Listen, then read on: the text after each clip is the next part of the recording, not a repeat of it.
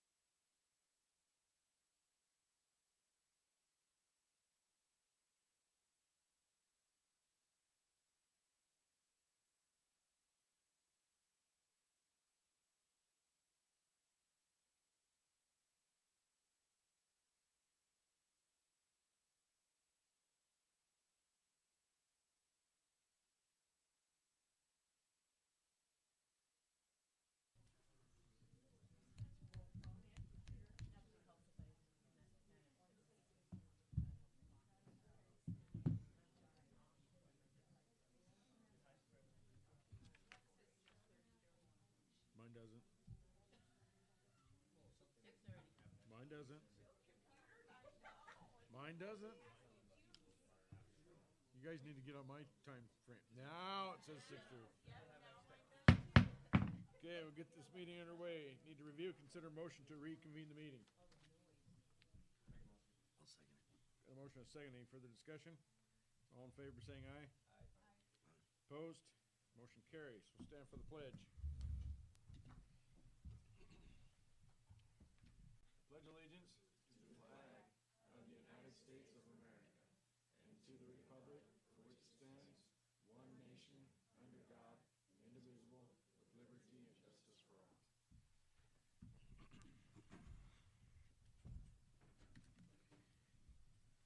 Consent agenda. Need to review and consider motion to approve the November 14th, 2024 notice of special meeting, November 18th, 2024, and December 2nd, 2024 notice of special meeting. Bills, financial report, employment updated 2024 winter coaching volunteer updates. So moved. Second. Got a motion and a second. Any further discussion? All in favor saying aye. Aye. Opposed? Motion carries.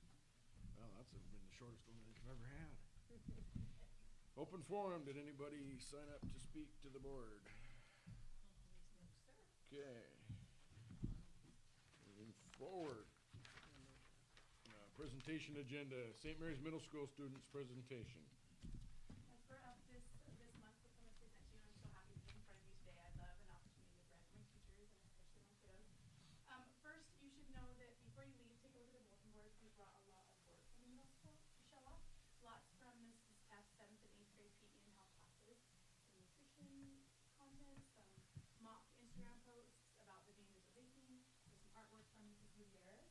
And then right behind P, the students came over and built this bulletin board to highlight our girls wrestling team. So take a look before you leave. We actually invited them here tonight, some of them, just a portion of them, with Coach Jody. So first of all, this is our coach, Jody Jensen, St. Mary's Wrestling. He brought some girls here and they're going to chat about their stats and wrestling and why they got involved and share a little bit with you. Come on up, girl. Come on up, coach. They just need a wrestling mat to be in that shot. Oh, use the podium. Okay.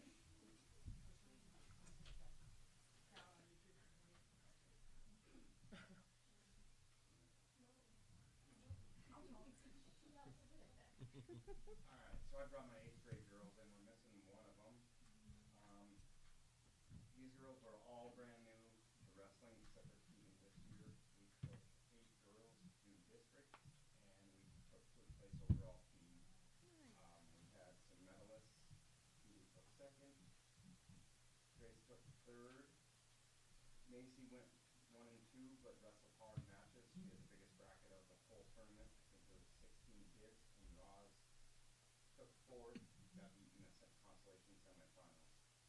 hard, really did awesome this year.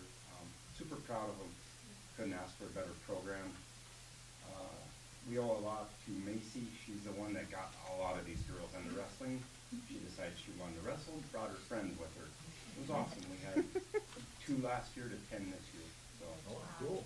Great. huge improvement. It's growing in the community. Our club room is completely packed full of girls right now. You guys want some stats?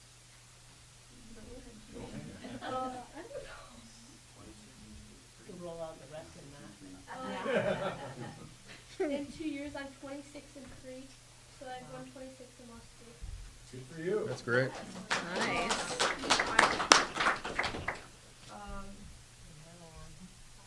On 5s and 7s, but there's matches that aren't recorded yet, or weren't recorded, so. I went 3 and 6 this year. You're getting there.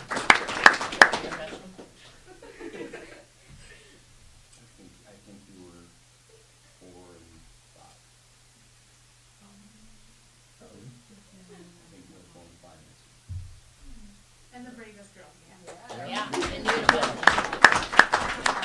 Good job, ladies. Thanks. Are you excited about high school?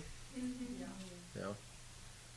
Can we get a picture with you ladies up here? Just don't take us down.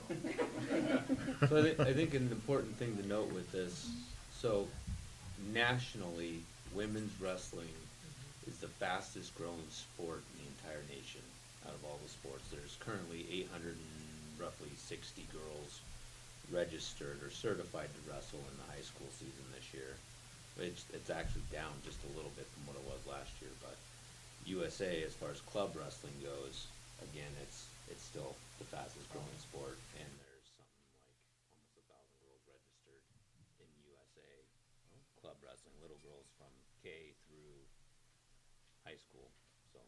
This year, girls only districts was over 100 kids. It was up, I think they said 280% from last year. Oh, wow. 25 to over 100 kids, girls this year. Cool. Why do you think that is? Opportunities.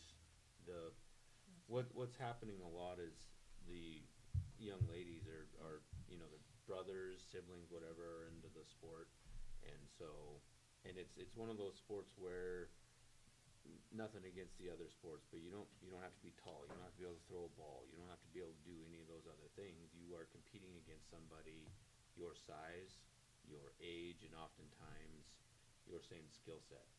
So one of the medals Gracie has on is from the Bigfoot tournament, which is a regional Idaho, Oregon, Montana, Nevada, Utah, huge tournament. And so you have the opportunity to enter into a beginner's level, but also you can step into what we kind of call it a real bracket, and you're competing against the best of the best in the West. And in middle school, we try to match the kids up. Coach matches the kids up with people of like abilities or like experience, and so they have the opportunity to compete against somebody that's not just gonna 20 years of experience and smash them, right? So wrestling's kind of unique in that way, where that opportunity to compete in a level, legitimate competition, but with the girls, it's growing, they're seeing that, and they're being able to get involved. And now the hard part is, as coaches, you got to keep up with a growing room and the supervision and all of that goes into it. And so it's a challenge, but it's good. Independent, but yet Yes. team effort. Yep. So that's good. It kind of, It makes them accountable yeah. for their own actions at home, at school, because they don't get to wrestle if they don't have good grades, good attendance, everything. So it teaches them a lot. Responsibility, respect. Yep, That's one good of the deal. things we pride ourselves on is responsibility and respect. We want to thank you, Coach. We brought on Jessica Harvey as well a few weeks ago, and she's been a great addition, especially for these girls. So thank you for all your hours and your influence on our kids. We appreciate the time. Thank you. So we're gonna get a picture? You guys want to go up that way and around? Good work.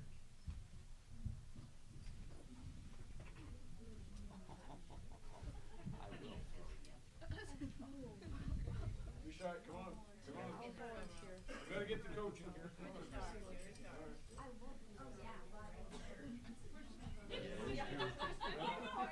think we kinda need to get in, there you go, there you go. Here, why don't you scoot over, scoot over, scoot over, scoot over. The most important is to see you. Yep. See Beth? One, two, three. All right, thank you, ladies. Good job. They can even see my eyes when I smile, so I'm gonna kick them. Photoshopping.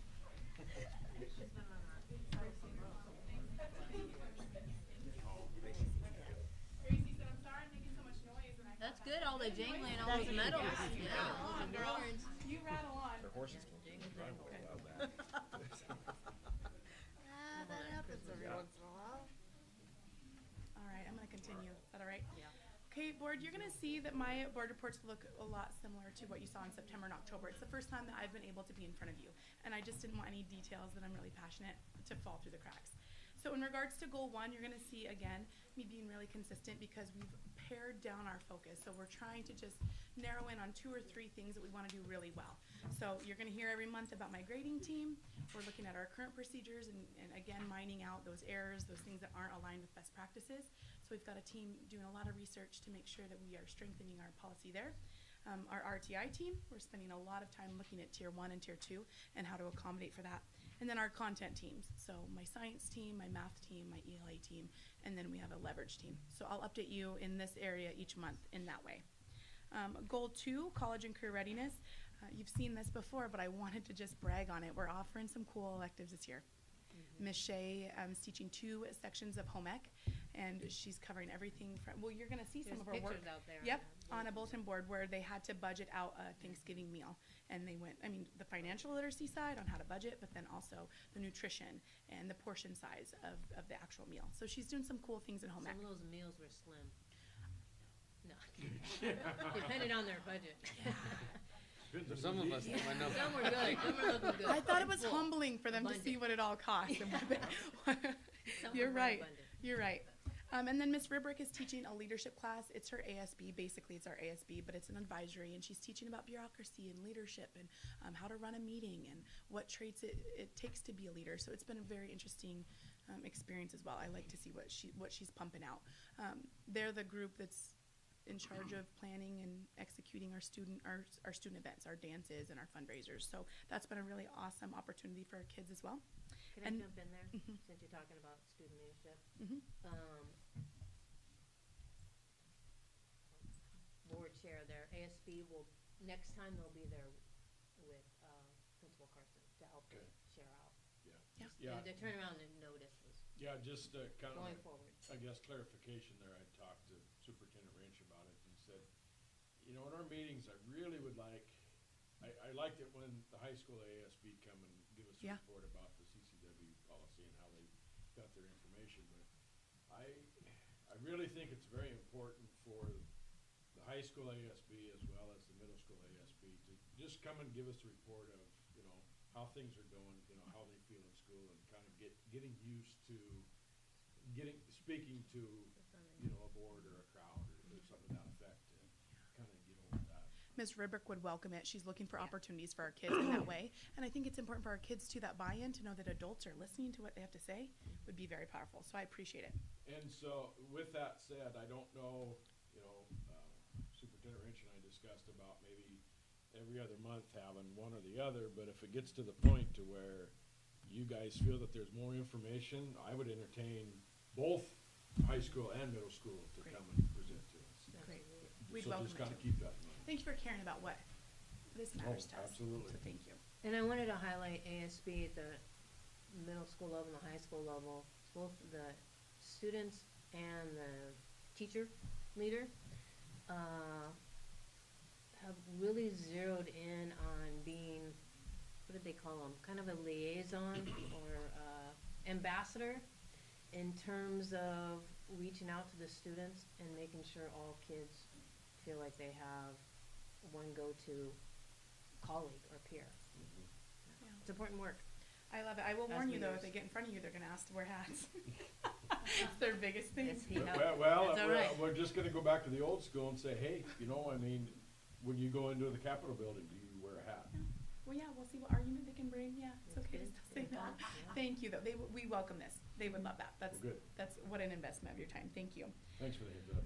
One thing, one thing I really want to brag on is Maddie Soten just took a job at the 4-H Extension office down here on Main, and she came up to campus and asked for some opportunity to come in and talk to kids. She just landed into a ton of supplies, some 3D printers, some sewing machines. I mean, the list goes on and on.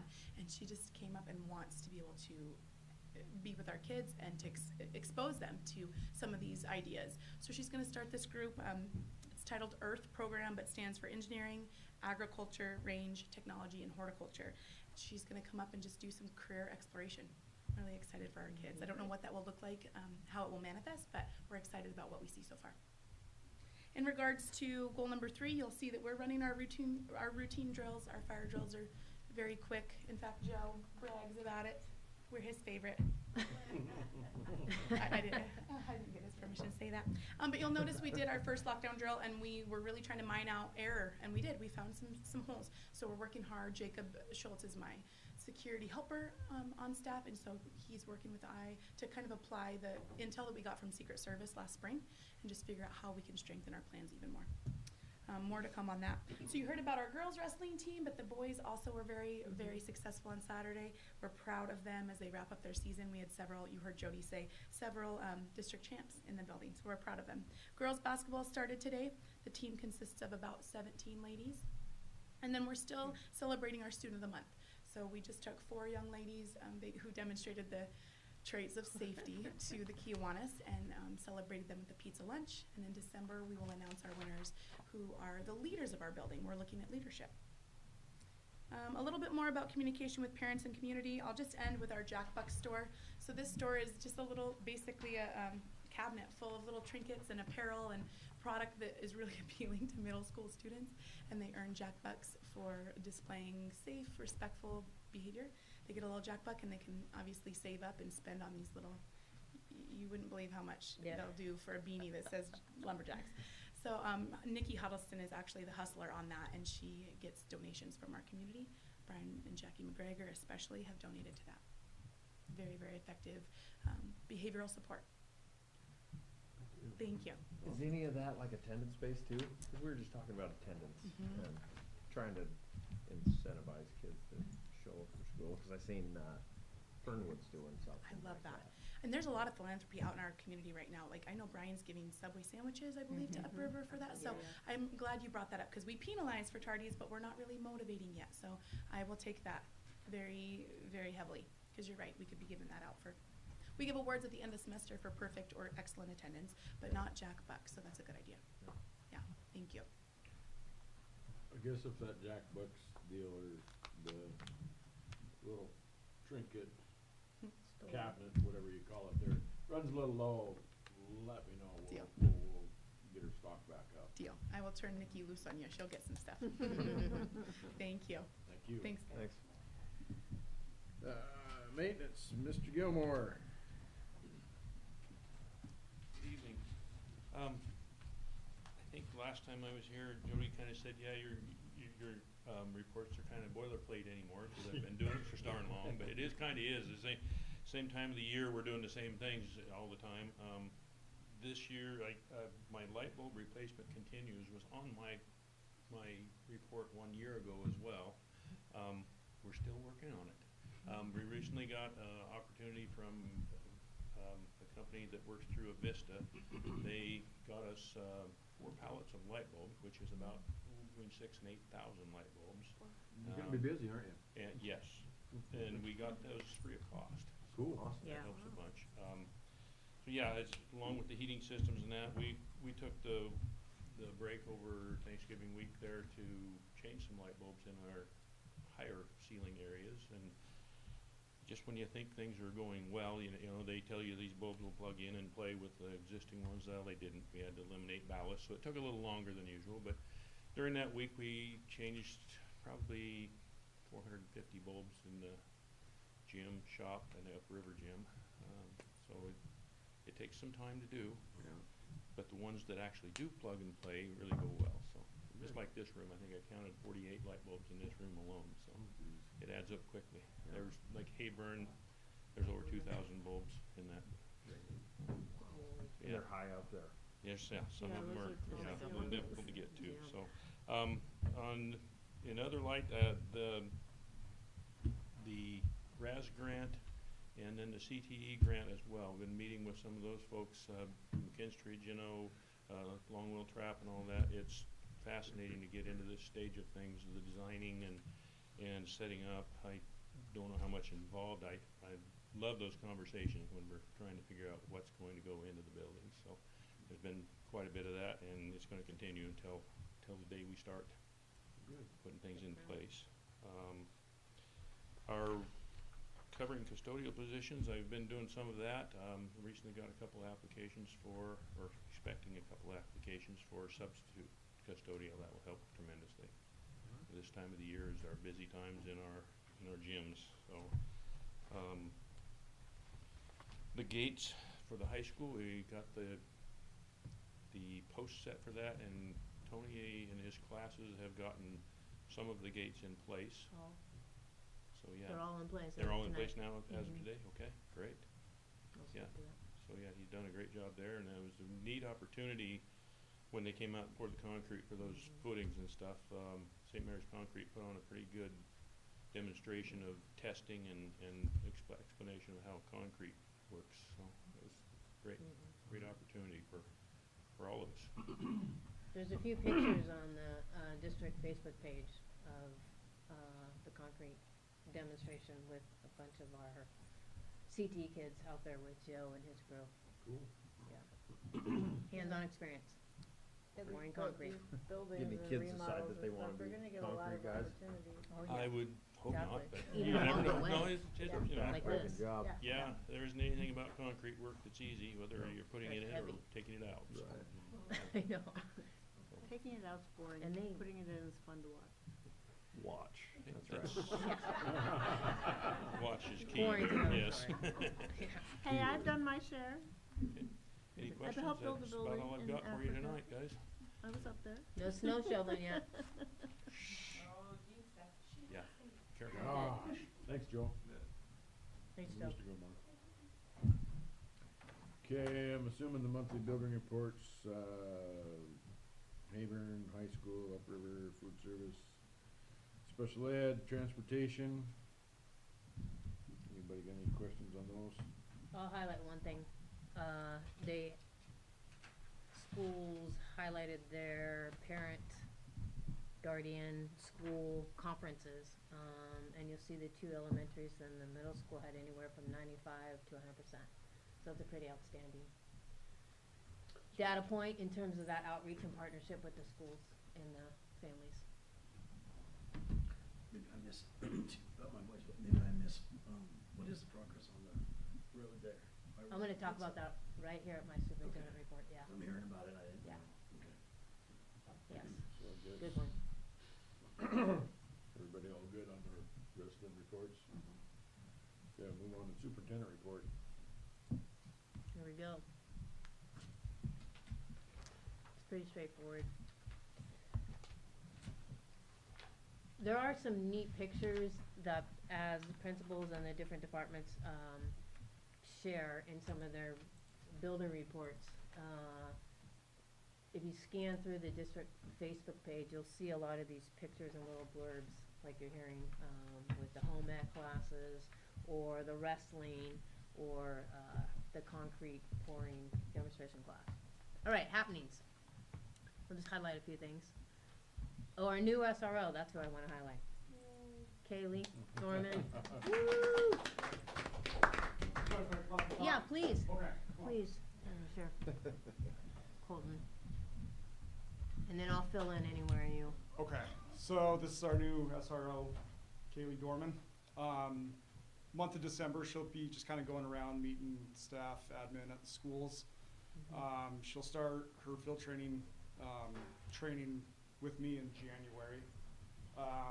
She'll be with me for the month of January, be with Sergeant Pulley for the month of February, and we're both on nights, so probably won't see a ton of her. And then March, she'll be with Under Sheriff Morris in the daytime. From what I'm being told, probably 2 days in the school each week. After that, it kind of depends on when we can get her down to Boise for for posts. If everything goes as planned, she should be ready to go and be in the school by next school year. Yeah. So I'll check my notes Perfect. to make sure I That, covered that was, everything I those was were my told. notes, exactly. Yeah. I think I nailed it.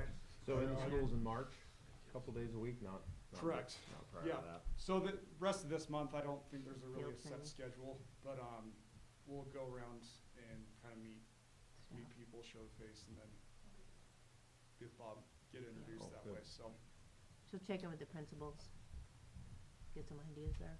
Yeah. And then we'll look forward to a full-time SRO starting next fall.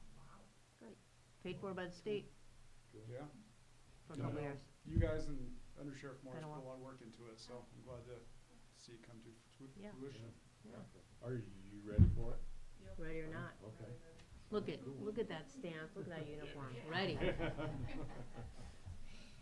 right. Thank you. Good Thank job. you for Well, being happy to- here. Happy to have you aboard. Thank Yeah. you. Thanks, Kaylee. So that was one big happening. The that sex education classes have started this week with the middle school and high school. So we're excited about that. Yep, Like it today. started Today. today or yesterday? This week. Or today Or, is Monday. yeah, today. The- This week, this week. I lost what- Is that just a 2-day thing, was it? So, 5 yeah, day. all week. And the lady from Moscow's coming down and pop? Sarah Jennings Sarah from Palouse Care Toulouse. from the WIS. Palouse Care Network, Wish Medical, they're Okay. together.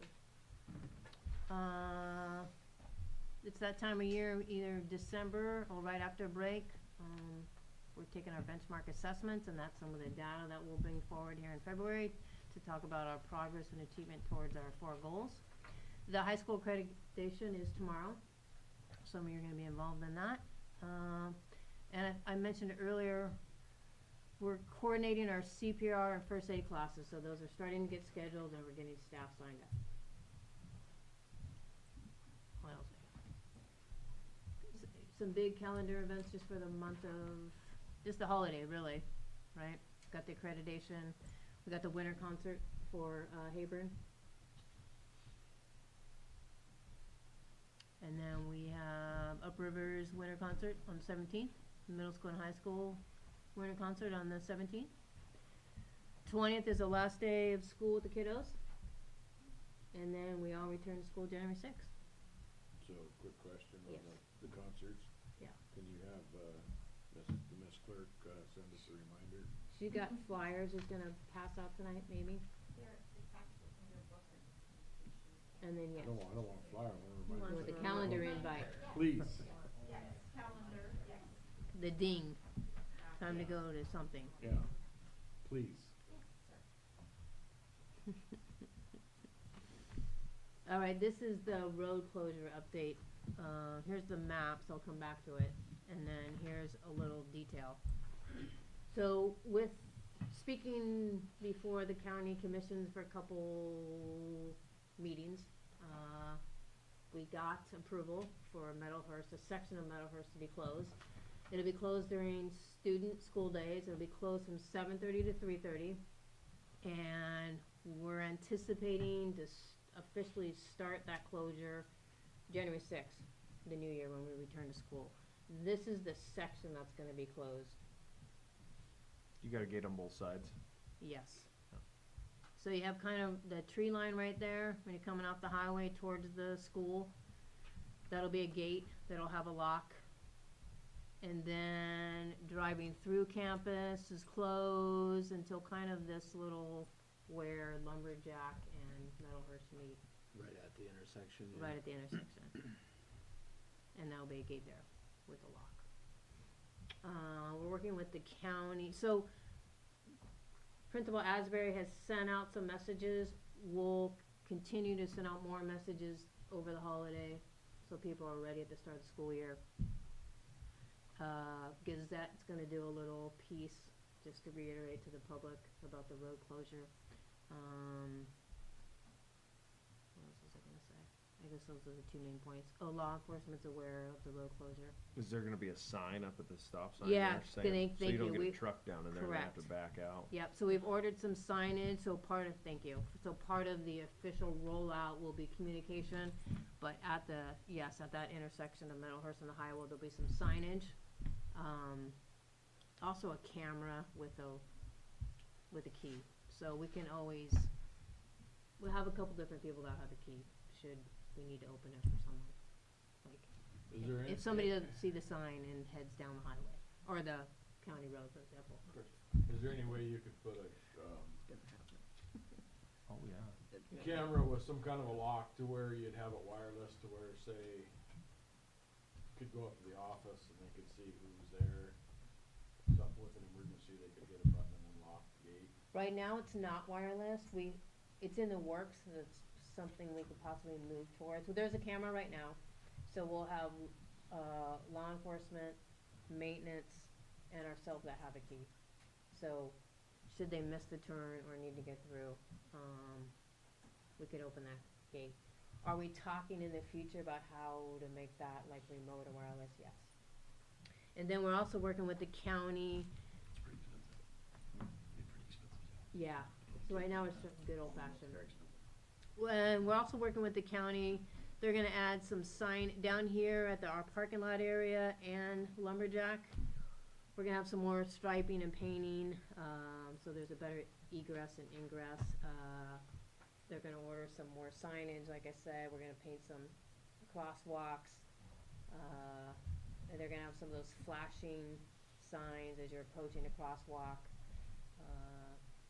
And just kind of re-educate where to enter the parking lot and where to exit. So that, we did a little bit of, in some of those cement blocks as well. So we started some of that work with the county here before winter hit, and then we'll continue after winter. Just to increase the safety, because there'll be a little more traffic on Lumberjack. It always gets really sloppy right in here. Yeah, Right in that corner by the shop and Did the high school Really kids sloppy build the there. gate? yes, the gate is already built. We just haven't locked it yet until we Yeah, communicate a little more and get the signage. the kids built it though? Yeah, the welding Awesome. with Tony, yeah, Pfeiffer. Yeah, I know, it's a great project. Yeah. And then we got the concrete donated, so, there you go. Merry Christmas. Happy so to New Year. speak. Happy New Year. Okay, thank you. Mhm. All right, moving on to E, review bids presented by Geno Construction for CTE shop.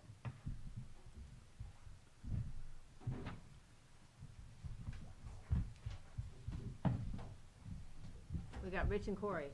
Rich is the president of Geno, and we got Corey, our architect. Yeah.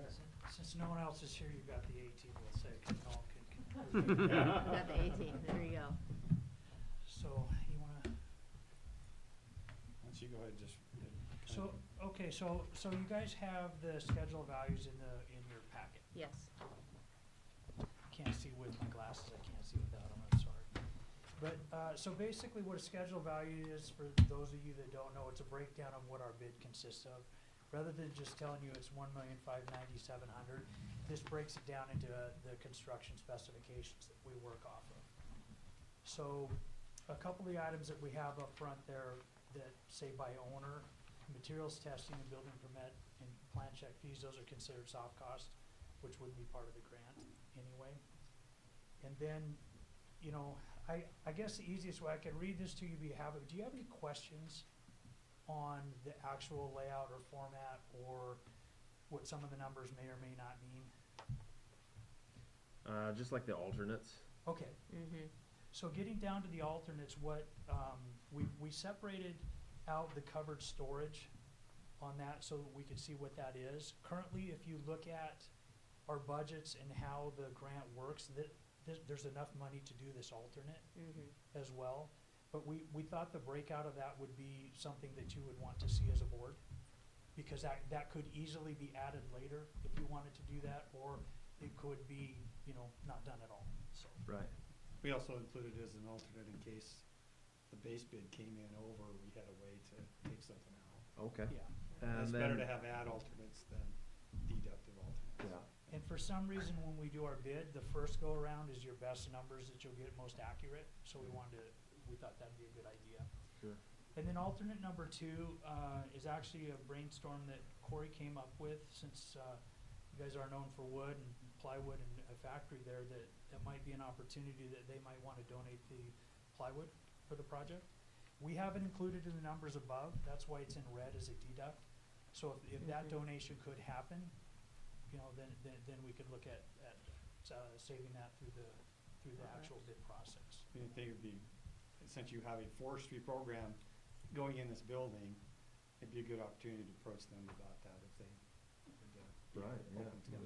Makes sense. You know, and plus it involves a community, which, you know, I mean, this is a great opportunity. And then, number 3, replace forestry and auto shop plywood with drywall. So when Corey and I looked at doing this, we wrapped plywood on the whole interior of it. And in reality. Up to 8 feet. Yeah, up to 8 feet. But the reality of it is that really the whole building doesn't need to be there. I mean, it could be there or it could not be, but there's an opportunity to save that. And this is the labor side only, is that correct, Corey? Do you remember what? Dave's I not don't here. know. Dave did these numbers and I apologize. Yeah. But I believe that's the labor side only, and the plywood numbers are up above. Mm. So. Yeah, because So it might labor be and donated. drywall is a lot more than just putting up plywood, right? But there's a big difference in material though. Yeah, Cost, it's a material cost, cost. Material. yeah. Yeah. I And mean, does that do anything with your fire rating, No. having No. plywood? No? No, due to the size of the building, that doesn't affect. And Oh, really? it's sprinkled already too. Oh, I see When that. we originally put the plywood in for durability, it also gives you, you know, if you wanna attach something to the wall, you got plywood all the way around it. Instead of grabbing a Right. stud or doing a. Right. Yeah, it makes it a lot easier for doing that, and then a hammer won't go Yeah. through it as easily too. Exactly, right. Okay, But, you know, and for that value there, you guys as a board may look at that and say, hey, guys, we'd really like to have that. Constructive. And then on the right side there is the quantities When of, they're of materials that we would be requesting. So if you look at 174 pieces of the half-inch CDX, 222 of the 5/8 CDX, and 22 of the 3/4 tongue and groove OSB. So those just kind of give you an idea when you approach them of what you're looking at. Because the first question is probably, well, what's the quantity? So that will help out with that. Last year, we rebuilt the bleachers in Bonners Ferry, Mm-hmm. and we got a donation from IFI for all the lumber for that. It was about a $22,000 donation, so, you know, we just keep that back in your mind and say, hey, these guys did that, you know, Mm-hmm. just as a thought, so. And then going through the schedule of values, if you go all the way to the right-hand side where it says bid total, this is, so the grant unfortunately doesn't allow for reimbursement of everything. Mm-hmm. So the items below the bid total are the items that you as the district have to put in with the grant. Yeah. So general conditions, overhead profit, liability, builder's risk, the 2 insurances.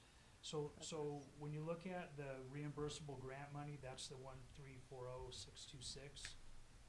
And then the district portion, A little over 250. yeah, is that and for the total of the 1590700. So that's why we did the breakout that way, so you could see what the difference on the grant side is versus what your input would be. That's why there's money for the alternative one So, project. that's the good side. The bad side Yeah. of it is you have to have more money out of your own pocket Right. to put into the project.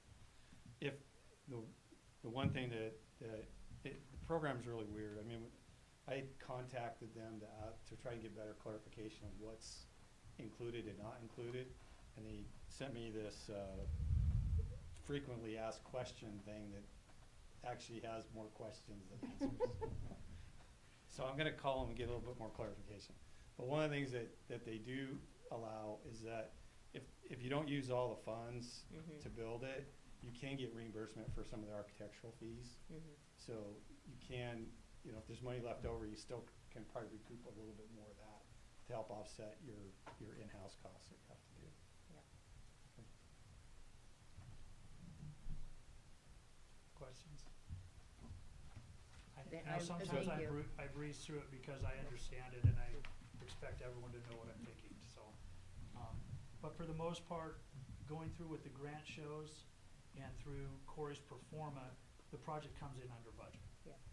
So that's, and I don't know the exact dollars in budget, but it's Yeah, it's, 30,000? no, well, I mean, the grant award from the state's Is $1,591,000, and there's an $80,000 contingency. I think that, I included that It's in on your page packet. 2, yeah. Yeah, there's kind of a breakdown of the overall budget. There's Mhm. $150,000 in Equipment. equipment costs that's in that, so you take that out, you have $1,441,000 available for construction. That does not include the allowance. When you have, if you add the allowance in, you're $1,500,000. Mhm. So there's kind of the breakdown there, so. Yeah. And I plan on reaching out to Potlatch Building for the lumber So donation. one other thing we want to just talk to you briefly is kind of the staging and Yeah. how this is gonna work. We included a site plan in your packet that shows, the stairway. We have to build this stairway Mhm. to get the students down and around, and originally we talked about putting a temporary stair in, but the temporary stair was like $60,000 to rent. So, we've been brainstorming on this, and the way we think we can get around it is that we've slid the stair over from the original plan, and we need to build this stair as the very first thing that we build. While they're building the stair, the existing ramp will stay in place, and while they can build it. And at the same time, they can start at this end. There's the water lines that have to be rerouted for the building. They can start on that and kind of work their way towards the stair. Mhm. And hopefully the stair is done by the time they get over to that point. Right. They're using the new stair, and then we can take out the ramp on that.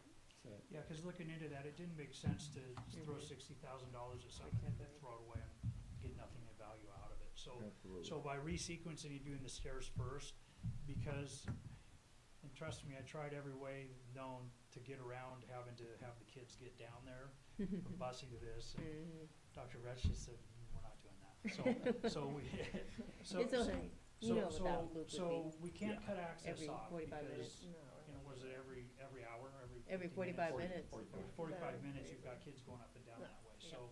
A lot of them just come straight down the hill. Have you seen Yeah, that no, where they They jump go over down the the rail? rocks. Right, but we can't use that as primary though. As much as we'd like to say, hey, Yeah, we've got an they- idea. Especially with when the they height. go off-roading, we can't. Yeah.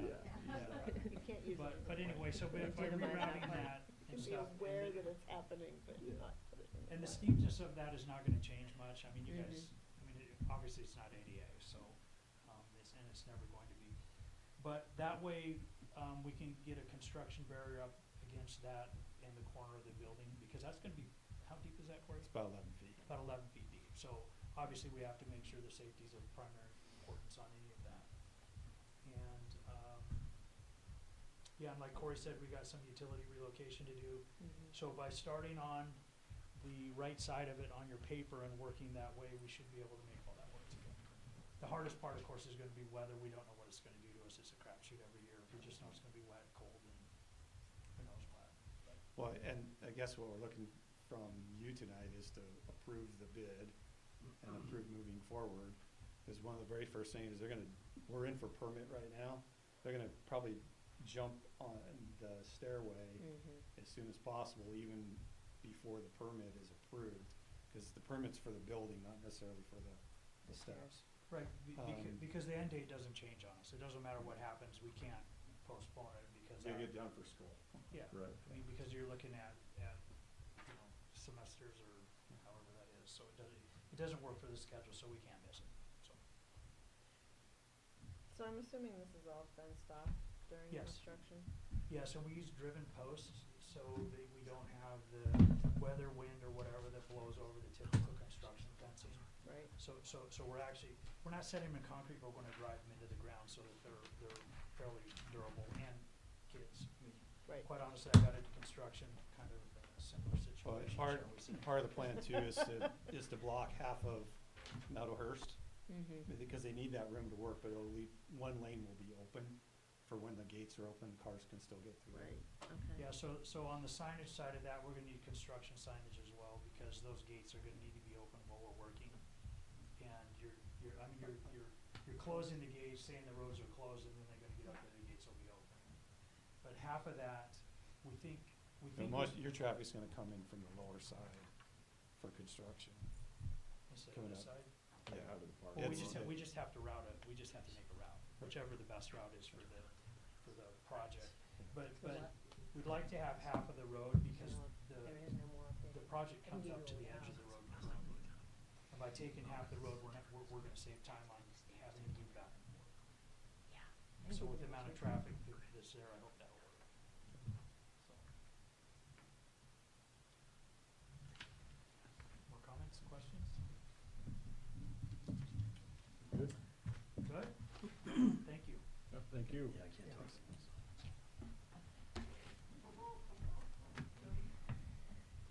Doug, you wanna help set up Jake and pull my screen down? The zero threat is virtual.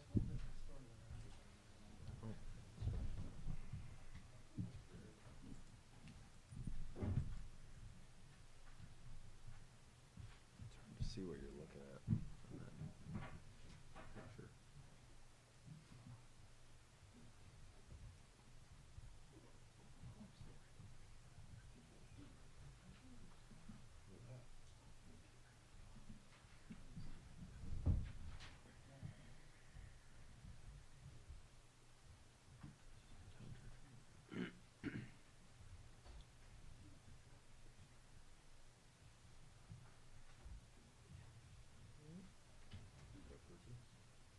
Not yet. Thought he'd be able to stand by at this point. Let's make sure he's on the right Google. So do you have the 7 o'clock Google open, Doug? Versus the board meetings? Well, 2. I'll show you my calendar. There's this typical 6:30 time. Let me see. And then there was a So is 7 that done? o'clock. We're done talking about that. Code is, Moving on to the threat zero. well, it looks like the right code. F, yeah, okay. The 7 o'clock So, one. do we have money for that? It ends in PZY. We will discuss it. Let me see what this one is. Later. Action. Okay. Yeah, the other one is T. The 5:30 is not the one we want him on. We want him on the 7 o'clock. Right here, the Oh, first action he item. wants us to. Approved it, okay. So there'll be discussion time to ask for questions, Mm-hmm, clarification. perfect. You wanna send him our link? You know how to copy it from the calendar? He accepted it a while back.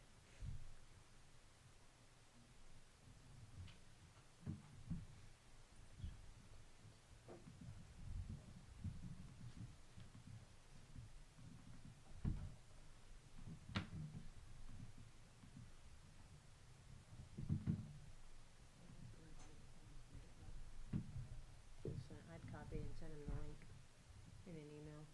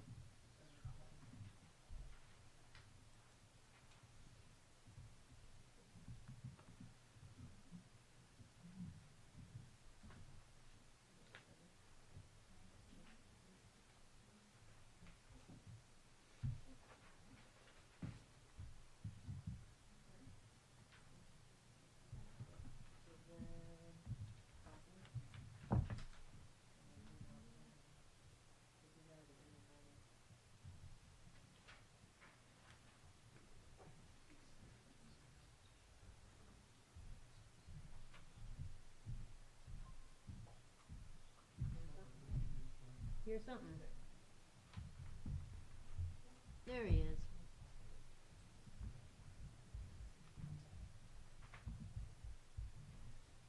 Is that Jake? Can you hear us? Hey Jake, can you hear us? He maybe, and you can maybe see us, this is the school board, St. Mary's School Board.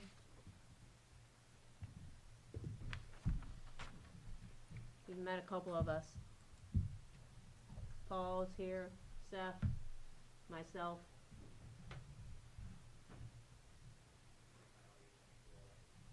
We're gonna Quiet. turn the Really volume quiet. up a little. But yeah, we can hear you.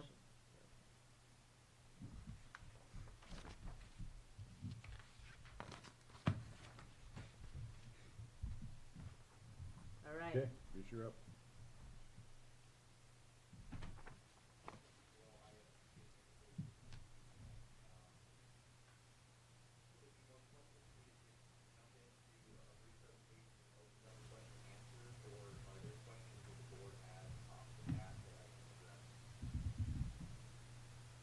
I'd say if you could give us a quick 15-minute overview, because we're looking to implement the program, I guess, in our health or advisory classes, and then open it up to some questions and answers.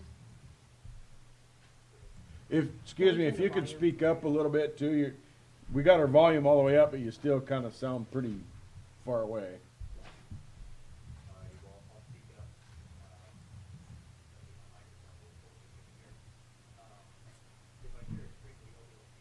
Yes.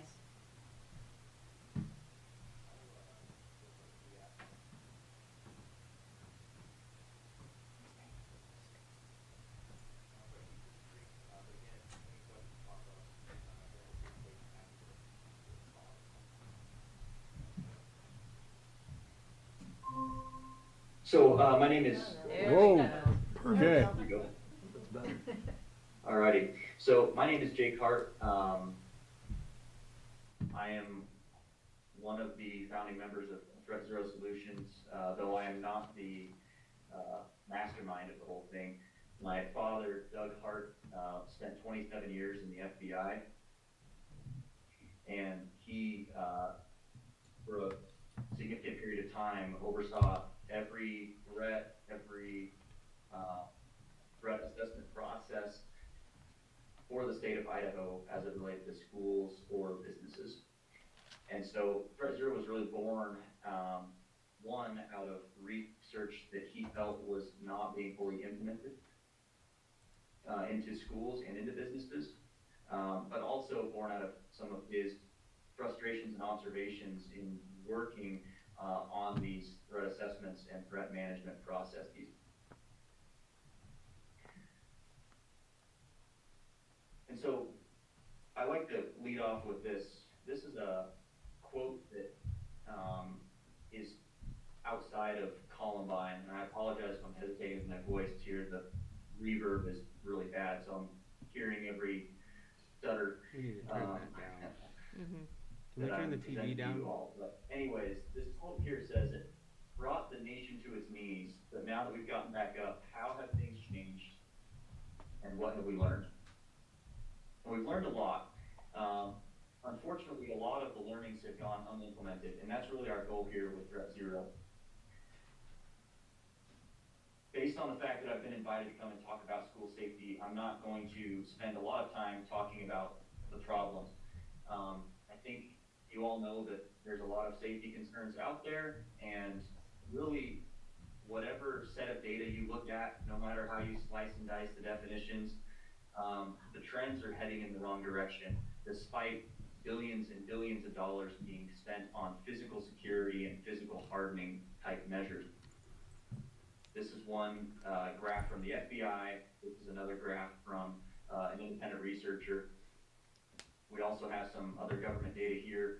This is a survey that they do every 2 years. And again, these metrics probably won't come as any surprise that a lot of students are feeling hopeless. They're feeling a lack of connectedness to their schools. Suicidality is on the rise. You still have issues with bullying, and perhaps most significant from a financial impact perspective is that 13% of students have reported missing school in the last 30 days due to feeling unsafe. And then there's the legal component of this as well. In the past, schools have been largely immune from lawsuits related to safety, bullying, suicide, etc., and that landscape is changing rapidly.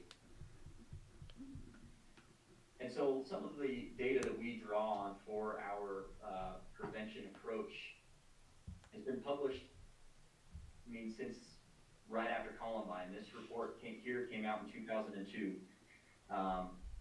And this is a piece of what we help schools implement, but again, trying to drive the point home here that over 20 years ago, you have researchers saying that identifying pre-attack behaviors and communications is going to be the best route forward for preventing future attacks.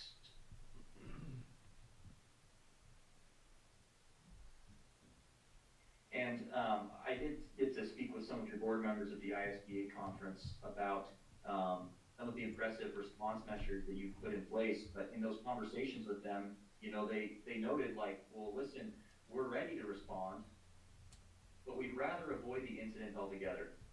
And that's really what we're here to help you do.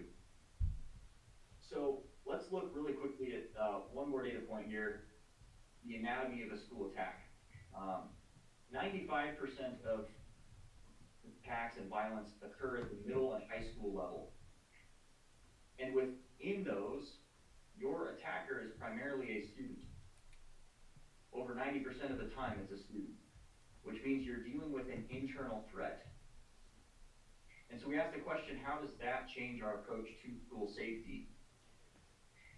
You can spend all of your money and resources on trying to prevent an external threat, but when we're looking at 95% of attacks which occur in middle school and high school, the outsider coming in is almost unheard of.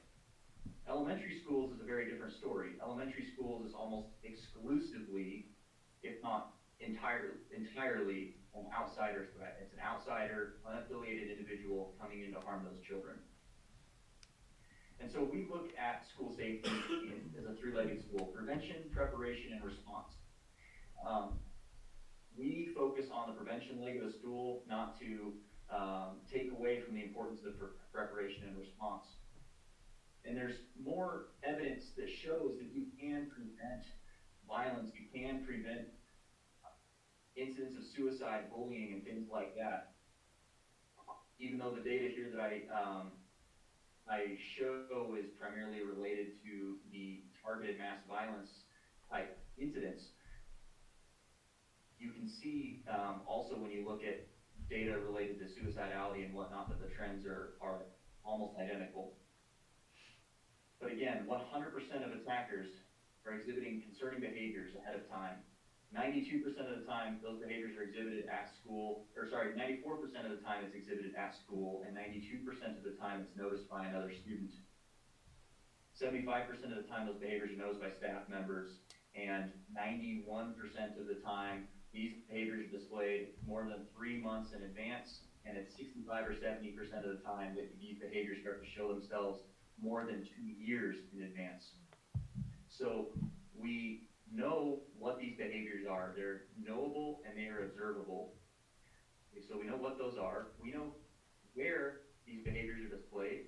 We know who sees the behaviors, and we know when the behaviors are displayed. The time for excuses, in our opinion, is over. We can prevent these types of events by leveraging the knowledge that we have. And so what does that look like in action?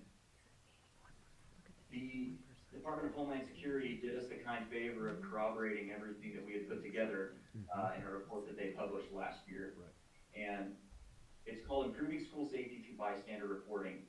And they kind of tied the bow on 25 or 30 years of research conducted by a variety of agencies and said, this is the playbook for preventing violence.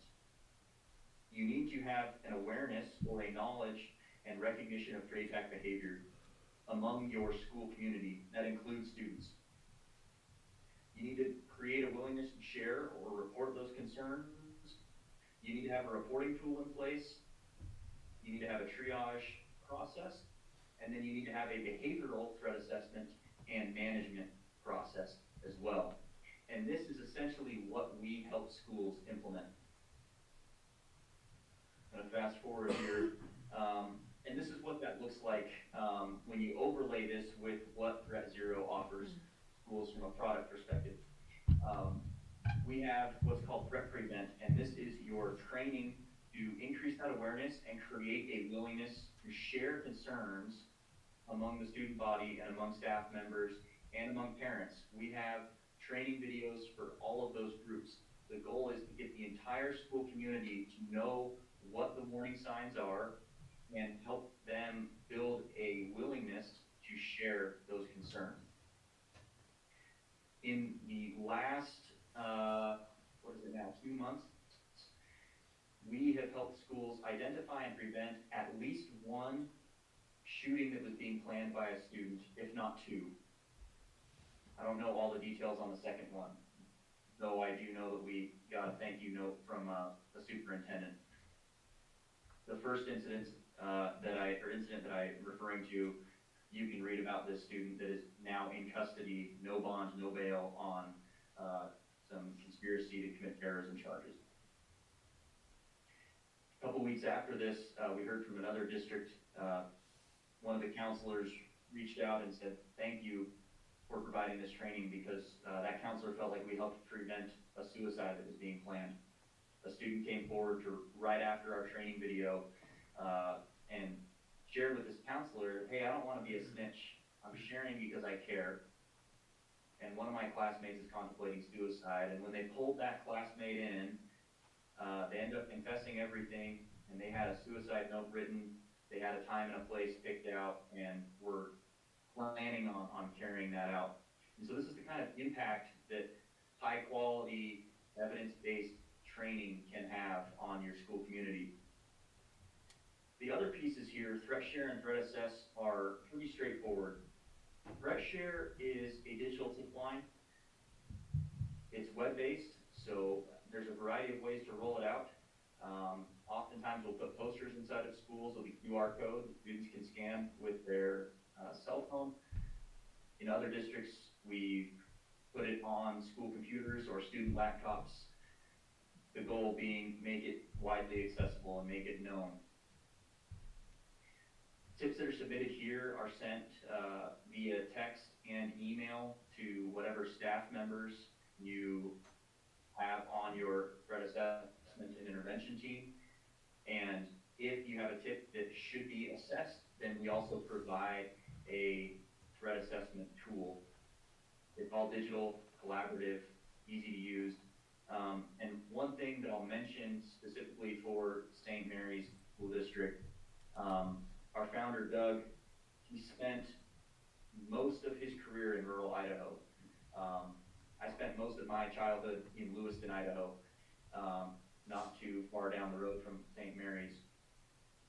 And so we understand what the boots on the ground efforts look like in a rural community.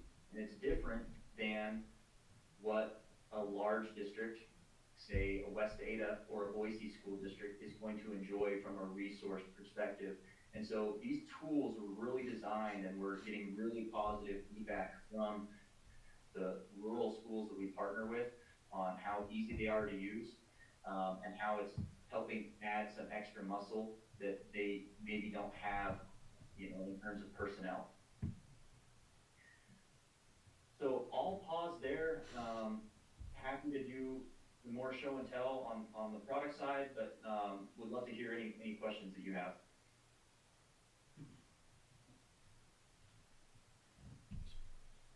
Can I speak to you? I can speak at all. Yeah. How often are these trainings? How often are these trainings? They are once a month. So it lines up with the school year. Each one, so the very first training is about 12 minutes. The following months are 3 to 5 minutes. And we also provide discussion points for the teachers. If that's something that the district would like teachers to facilitate, is a little bit of a discussion on the end of a training video, then we provide that as well. But really it's as easy as clicking a link and showing a video to your class. So it's with teachers or students? Yeah, so we have 2 two separate tracks or courses, if you will. Topically, it's the same, month over month. And so the idea is that you can, for your teachers that are in class with the students, you know, they're going to get essentially the same information from the student video as they would a teacher video. The teacher videos are a little bit more academic and a little more straightforward. The student videos, you're going to find a lot more of this messaging around creating a willingness to share and how students can positively contribute to their school culture and things like that. It's a little bit more promotional in that sense. But still, we want your bus drivers, your custodians, your cafeteria workers to have exposure to this information as well, because they're in a position to potentially see things and observe these behaviors as well. And then the parent training is just single training video. It's about 8 minutes long, and that's typically distributed by the school district via a newsletter to the parents. So how I kind of envision it when I talk with the staff or the counseling team is we would be able to, we're looking for a curriculum to be able to use where our advisory teacher at the secondary level or our health teacher at the secondary level would be able to show those monthly video clips and go into a little bit of a discussion with the kids and kind of create that culture or climate we're looking for, like it's okay that there's times to say something or what to notice or watch for. Then work with the principals on how to share that link with the rest of the staff, but also with our parents. So we're all getting the same topic of conversation each month. Is this just for Yeah, It's more middle and high school. Middle and high school. So we would look for a different curriculum for elementary. Okay, you don't offer anything for elementary? On the elementary front, we recommend getting the training in front of the teachers. So the dynamic there is a little bit different. You know, your elementary school teachers are with those students all day, every day. And if you actually look at the one school shooting that we've had in Idaho, in Rigby, that was a 5th grader moving into the 6th grade. And there have been some behaviors observed at the elementary level that weren't shared or reported up to the middle school level. And so it seems like there were some things that maybe slipped through the cracks that the middle school should have been aware of. And so we want to make sure that the elementary parents are aware as well. Or sorry, excuse me, the elementary staff is aware as well.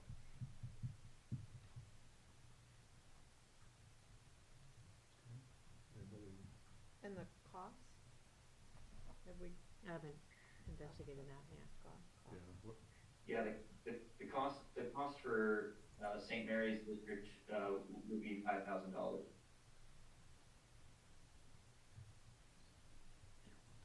Annually or one time?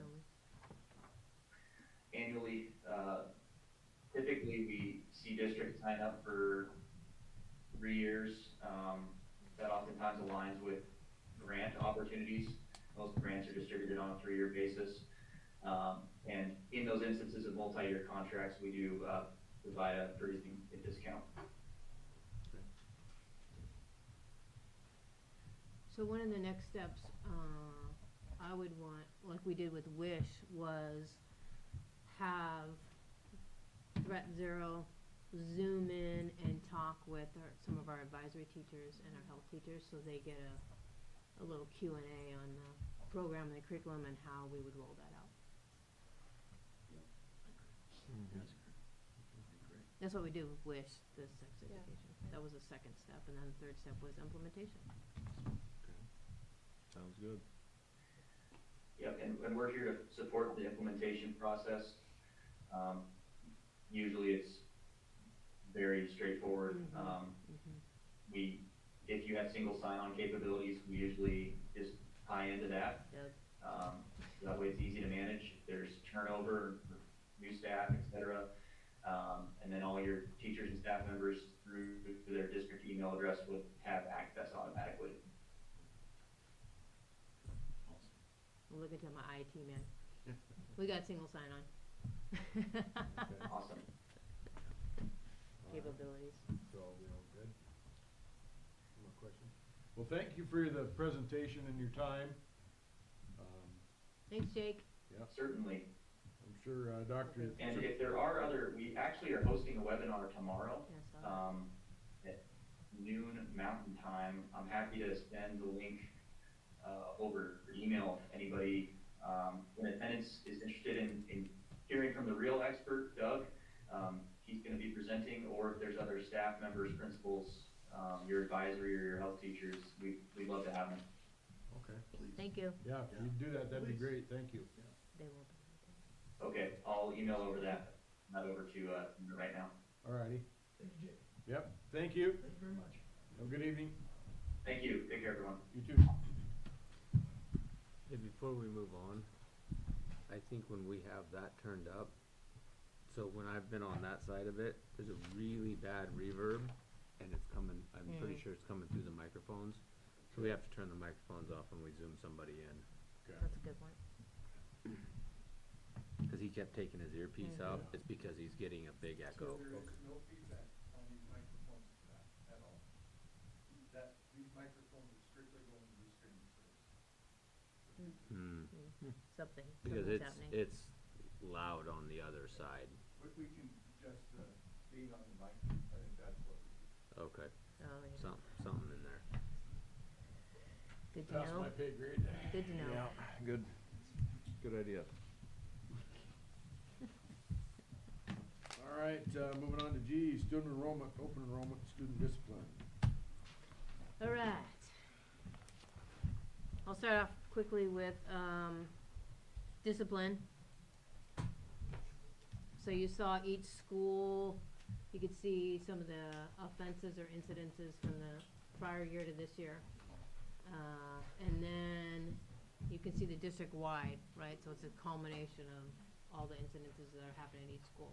So then you can see the overall incidences for the district from last year to this year, just as a little bit of a comparison point.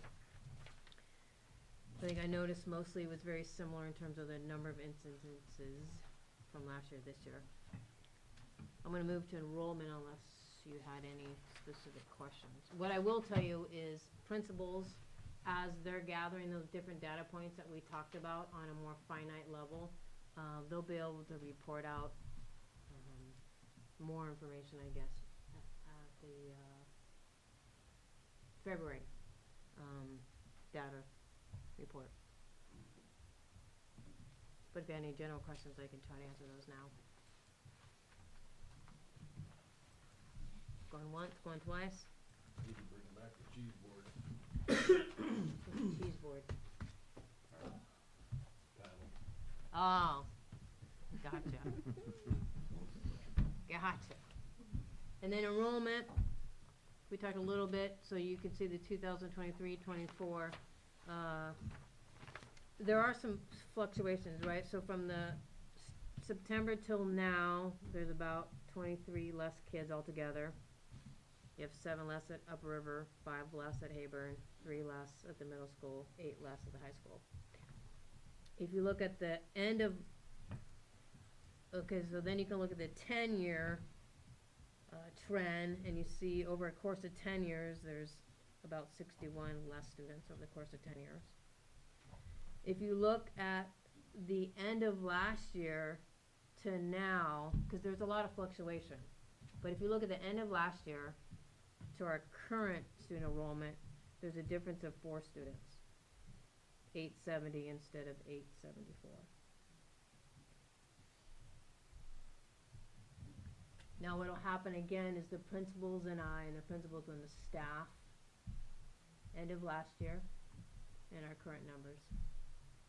The 874 that you're looking at the bottom? Yeah. That's just K-12. Right. So you're comparing that to, Well, preschool is even, oh, is preschool at the top? yeah, so 870 includes preschool in Okay. your December numbers. Yeah. Do we Then the know, do we sorry. know where they're going? Well, so that's some of the questions, so when the principals look at this by student, and then the principals and staff will look at that to have a better understanding and explanation of where they're going. From moving to some schools, some of the secondary going online, some of the elementary moving. But we'll be able to give you more of that actual detail whenever principals report out.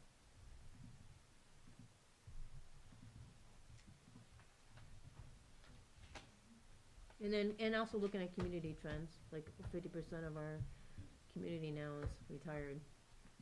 Yeah, but that shouldn't affect mid-year. Not mid-year, correct. That's more long-term.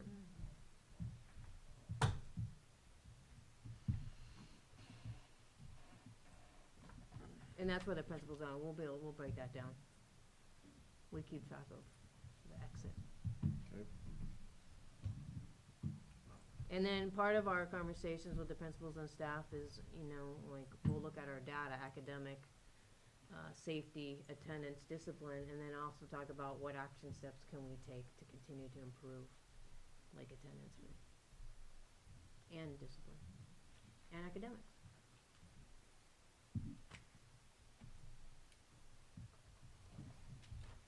Alright, good on that?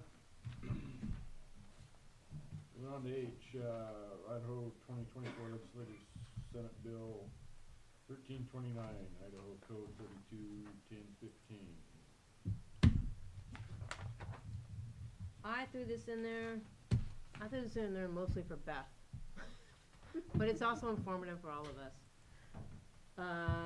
So SB 1329 was passed, and it's more about, it's with parents' rights and medical decisions.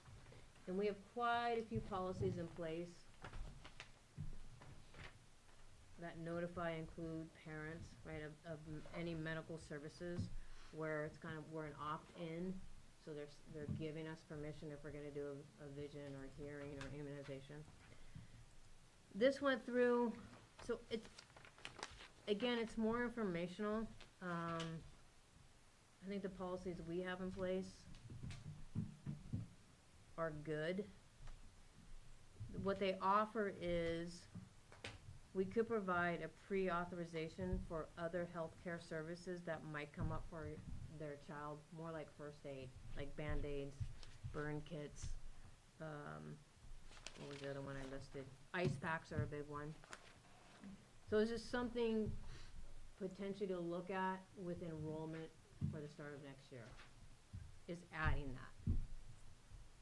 Like a pre-authorization, like you're okay, should we need to provide first aid, like a Band-Aid, Neosporin, ice pack, Tylenol to your child. Would we want to have like an inclusive list identified so that we don't have a staff member like accidentally step outside and be like, now you're not covered, you know, like Tylenol, ibuprofen. So yeah, list them. Taping, yeah, I mean, just like. Yeah. Which, like, yeah, because aspirin is very different. Yeah. Tylenol, yes. Yeah. Yeah, exactly. Where we see active drug use, So- someone else is bringing something that's like, you know. Yeah, and the reason I mean, I didn't even think about this before, but using the example of like a simple ice pack. You know, we're at an athletic event. We do it all the time. We give them a cold pack or something, and I never thought about that before as you're actually providing Or providing medical first aid. treatment. Right, So that's. yeah. So I put, I tape just. wrists and yeah. ankles and. Yeah, a lot of stuff Neosporin. happens there. Right. I've noticed it after reading this, you know, at I know, the right? tournament, I'm like, I know. oh man, look at all this stuff that's happening that Right.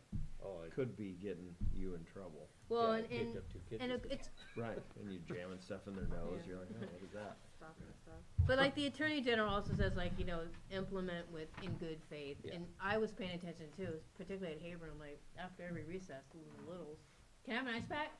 So it's All the like, time. oh, yeah, can I have a Band-Aid? And you're all better.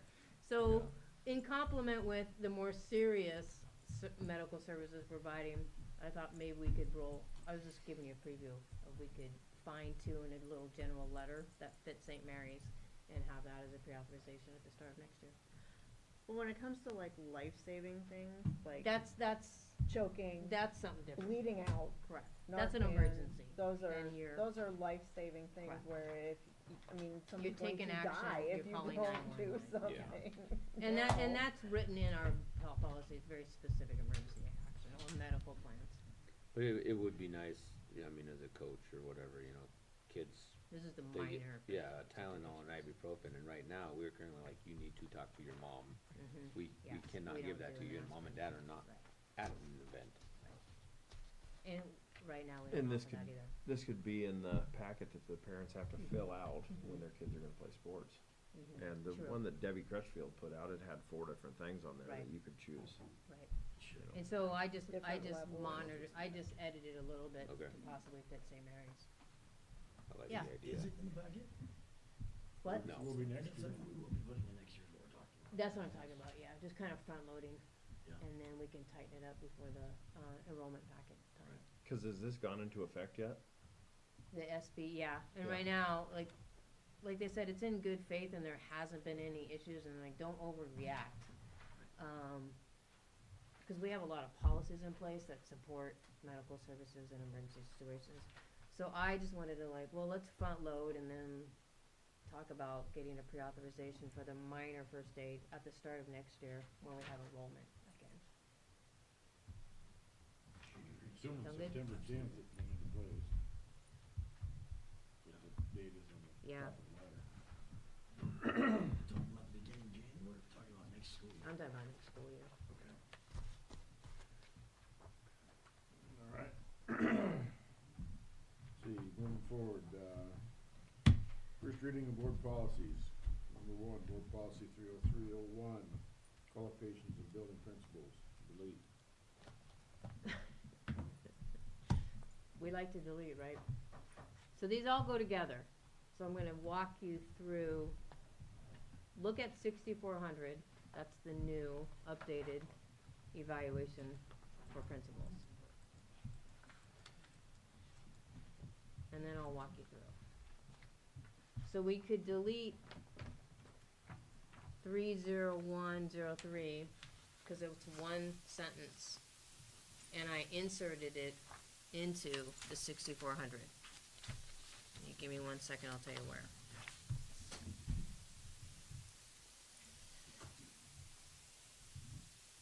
Um, 301. I inserted it. It's in green, right above evaluation of principles. That last, so, yes. Slid that right over. So we're consolidating 3 into 1. Then functions of a building principal, 303.02. Some I deleted and some I inserted into the new 6400.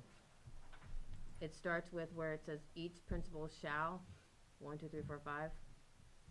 And then each of those statements, each of those functions, that's what I brought over.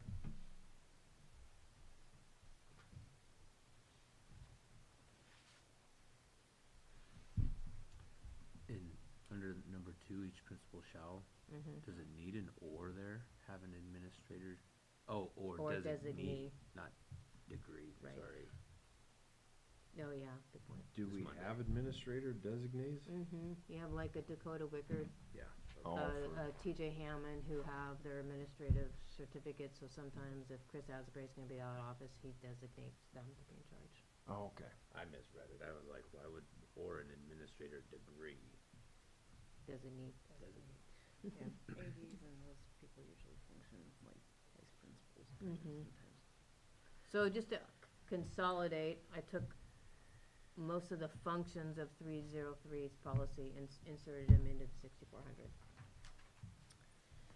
Then, starting the top paragraph is exactly what our evaluation current policy says from 30401.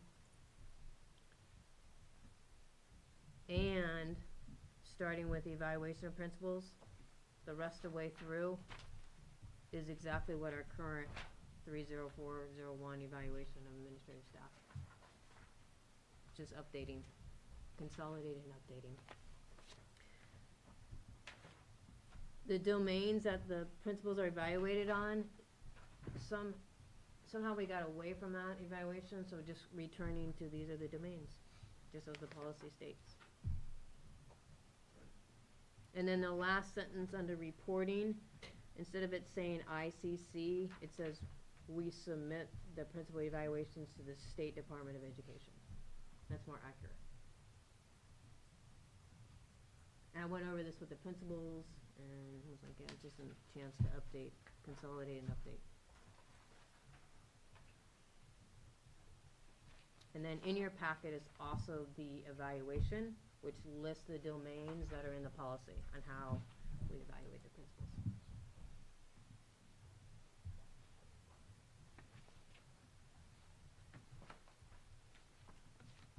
And we thought before we look at the classified eval policy and the credentialed eval, we'll model and revise our eval first.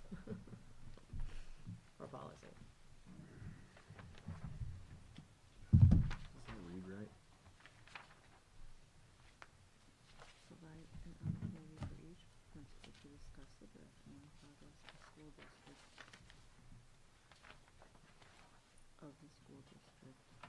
job. The superintendent. Everybody good with and that?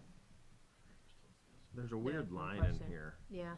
It's in evaluation objectives, number 6. Provide an opportunity for each principal to discuss the direction and the progress of the school district job. Number 6. Or should it be?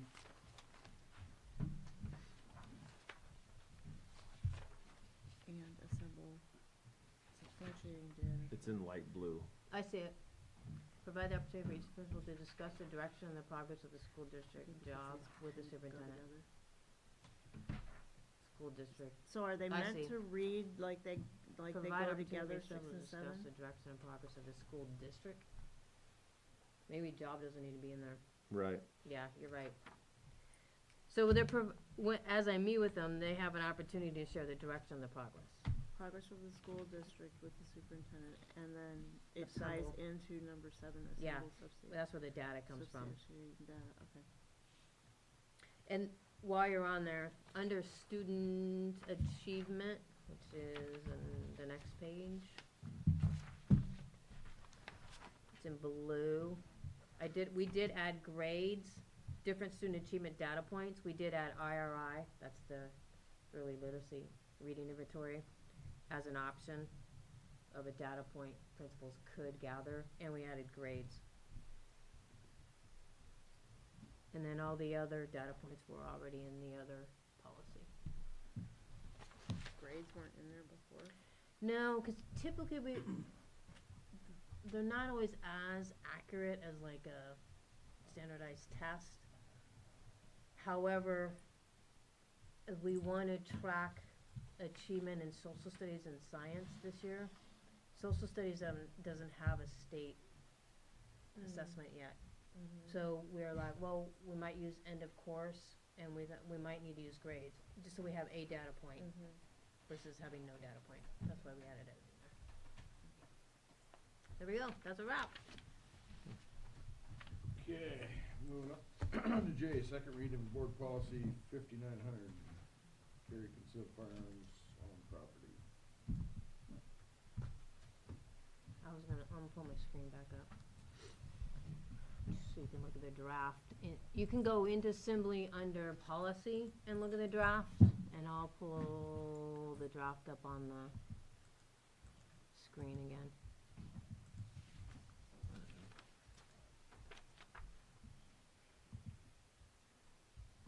4902.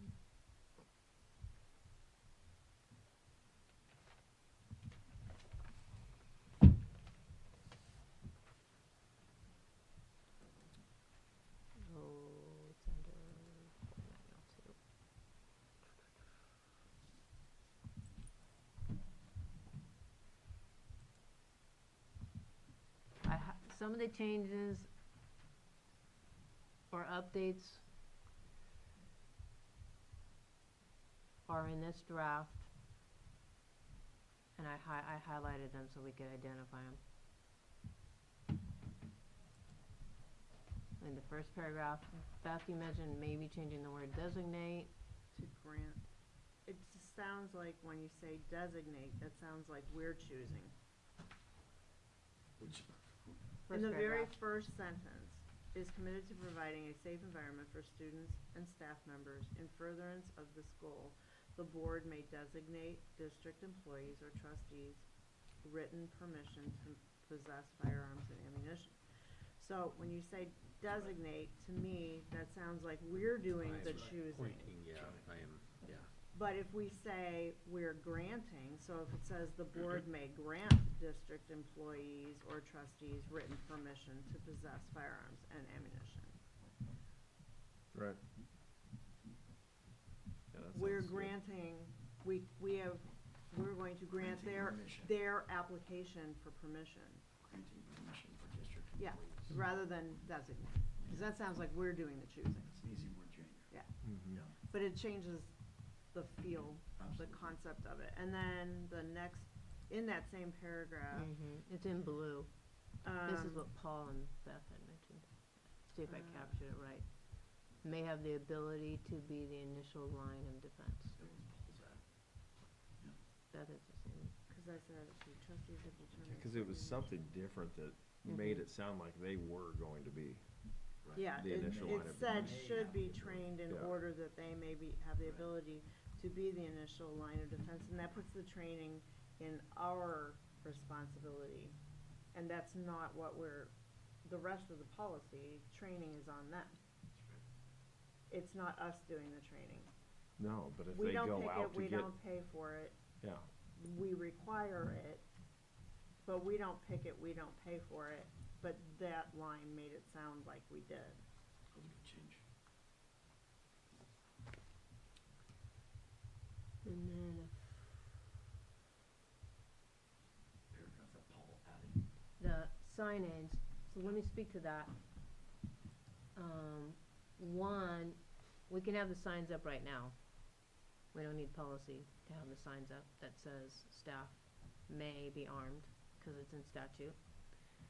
I would caution how much language we put in here, cause then we get locked into having to make sure that language is on the sign. And if we change the sign, we'd have to change the policy. So what would you suggest replace?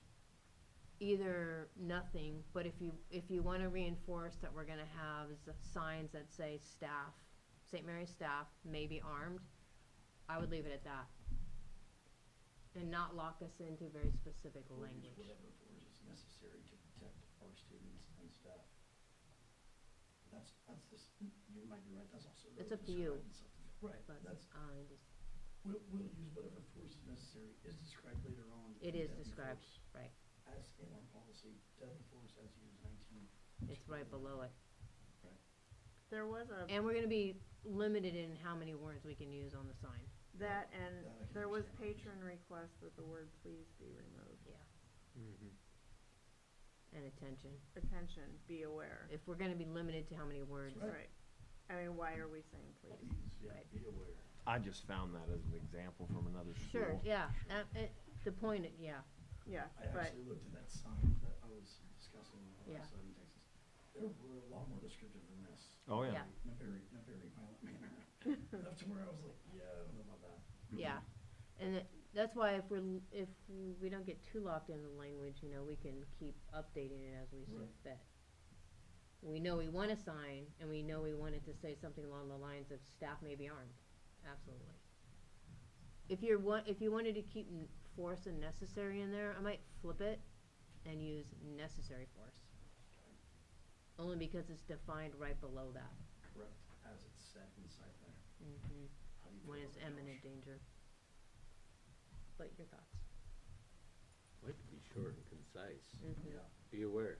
yeah, St. Mary's Joint School District May number be armed. 41, staff may be armed. Yeah, Very yeah, it's very difficult. Exclamation mark. Yeah. Maybe two of them. I'm in agreement. Yeah. um, I just knew there needed to be something other than gun-free oh, school yeah, zone. yeah. Well, what, They So might We be, don't they have might those up not right be. now. what Dr. Rich is Right. saying. Yeah, It's they a- it's may an be unknown. armed. Yeah. Yeah, you don't know who, when, where. What Go ahead. Dr. Rich is saying about the fact that we don't have to have that in policy, you know, when she was discussing this, I was asking her, what are the pros and cons of having a policy? Why do we want a policy, why do we not want a policy? We can move the signs now, in statute, is that correct? Yeah, we can have it now. We can have that up, We don't have a gun-free Why sign would we zone want up that except at policy? one school. and I would like to weigh that out with you guys, like, why would we want that? I I think a pro would be, if we did have it in policy, would be the fact that it's hard obviously to change Reinforcing. policy versus, you know, like saying, oh, that's a benefit for saying, we will have signs up. We want signs up, right? And that's, you know, that's what I see as a benefit. What would be a con? I'm asking. Of taking the. Of not having this Of description not in having policy. this Right. one? Mhm. Well, this is just adding to the whole. Reinforcing. it's- Prevention. It's a preventive. Yeah. I mean, why have a policy and leave a benefit unused? Right. If we have a policy in place, let's benefit from the whole thing. Let's put signs up and let people know we have that policy. Right. And benefit from all of the prevention forces that can So come from it. I like having it in place. I think that I can agree to definitely make it simple. If we can just strike it out from that point. Attention, be aware St. Mary's Joint District number 41 staff may be armed. Exclamation point, as he said. That's very simple. We can pull out the rest of that sentence and pull out please. You guys like that? Yeah, I mean, and you could make the font bigger by having Sure. less wordage and people read it Sure. more. Yeah, agreed. So you want intention on there? yeah. Attention. Yeah, big letters. Be aware St. Mary's Joint School District number 41, staff may be armed. Oh, you want be aware on there too? Yeah, I think be aware. Okay with that.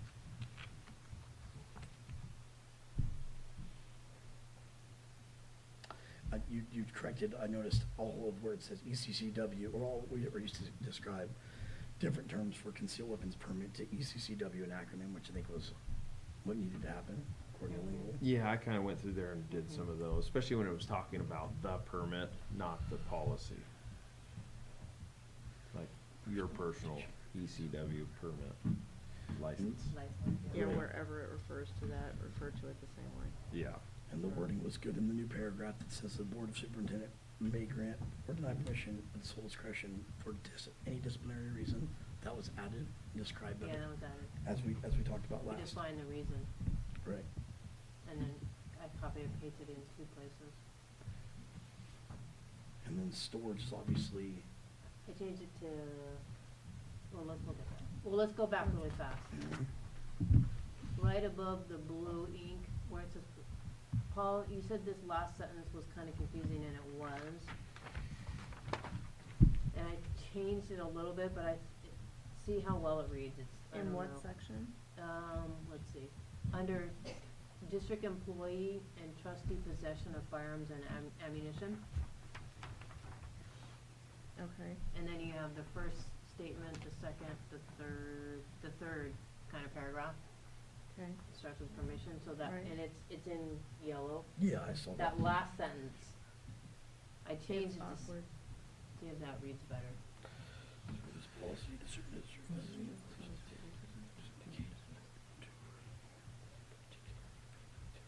Are we running it all?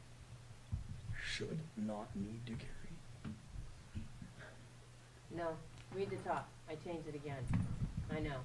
See if that Right. makes sense, What- and I what can hear it carry again. Is not needed. What section are you on, sorry? That's encouraging where they shouldn't, where it's District not needed, employee like, and Correct. trustee what, describe that. possession of firearms and ammunition.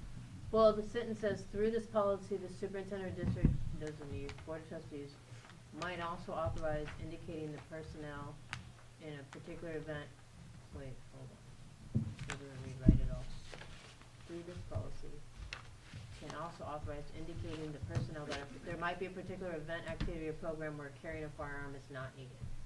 That was in there before, I just changed the language so it read. So this is where they should not. I thought need that to was last carry time a described as firearm. like a place that they couldn't carry because like, as a, for example, they were going to Yeah, okay. to an event at a different. A different school that didn't have the School policy. Was what that was. So I last just reading. seen if this read better, cause the way it was originally, it So seemed now it says, confusing. or program where they should not need to carry a firearm or and or ammunition. Mhm.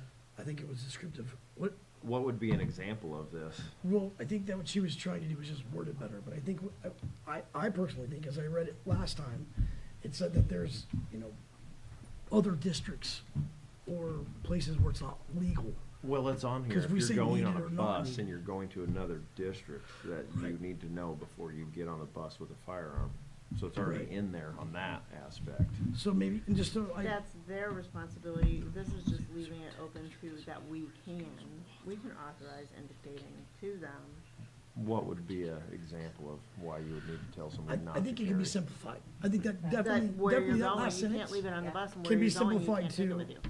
It helped me It's with already this, be Beth. further down in the policy. This seems like it could be like, okay, I don't want you guys carrying anymore. I'm gonna use this for that. It could be interpreted as that. Yeah. Beth, how would that say simpler in that last sentence? The superintendent or district designated board of trustees can also authorize, how do we just say, it's evident that, you know, places you can't carry are not legal to carry, you shouldn't carry. How would you reword that? Federal and state law, property. Josh? stuff like that. Yeah, I think But breaking it back down to something simple Simple. where it is, Well, making it specific enough where it's not like what Paul said, it isn't, Yeah. it isn't just Right, a whim, right. but Yeah. it's an actual, no, it has to be hey guys, legally you prohibited. can't carry a Right. gun Because here. that's saying that we could Or basically say federal they law. can't. Yeah. Right. So how do we put that in a better sentence? Mhm. Get rid of it. Permission to carry firearms is a privilege, not a right. Can we just get rid of that last sentence? Yep. Well, I think this policy does not authorize employees of SD41 to carry firearms Outside of, outside of our school SD41 district events. Yeah, that's very simple. events or properties. So maybe it's But not necessary. why would that even pertain? Because it's pertaining to what we're allowing to carry on our school property doesn't mean to So- others. So here, So it's the protecting scenario ourselves. could arise where, let's just say, I as a coach was carrying, went to a neighboring school district that did not authorize the use. Something occurred, and I could make the defense, well, I was authorized on my school district to do this, to carry.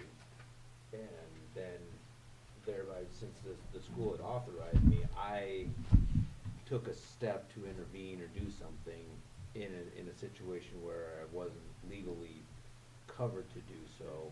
Then the Right. school district could then be, Cause our for my authority actions. does not I thought that was in the extend to other policy, people's though. correct. jurisdiction. somewhere else. I didn't- Yeah, I thought it was somewhere else in the policy is saying that down if you're further. traveling, you need to Probably know where is. you're going. Yeah. It is probably down- Yeah, where is it? Yeah, I Um, was just looking for it too. Yeah. So I struck it out for now, but I was curious where it's written.